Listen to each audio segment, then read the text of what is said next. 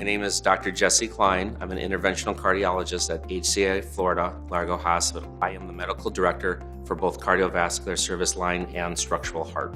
I enjoy performing a lot of different procedures that are minimally invasive for patients that treat conditions such as coronary artery disease, structural heart disorders, and peripheral artery disease. We use minimally invasive techniques that could include angioplasty, stenting, atherectomy, and we do a lot of catheter-based procedures such as transcatheter mitral valve repair and transcatheter aortic valve replacement.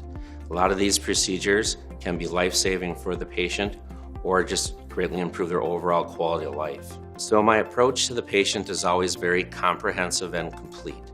It will start with the physical exam, medical history, and then the necessary diagnostic testing, which may include echocardiograms, angiograms, stress tests, Holter monitors, and anything else.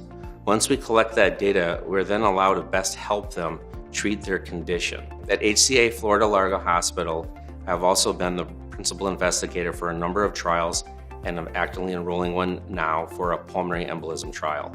With this, and doing all the cutting-edge procedures and minimally invasive procedures and caring for patients, we also run a big residency fellowship training program where I'm actively teaching medical students, residents, and cardiology fellows. In terms of our testing, our physicians, our facilities that allow us to do these procedures, we have all the latest technology to allow us to perform these high-end procedures for these minimally invasive procedures that help save patients' lives and improve their overall outcome.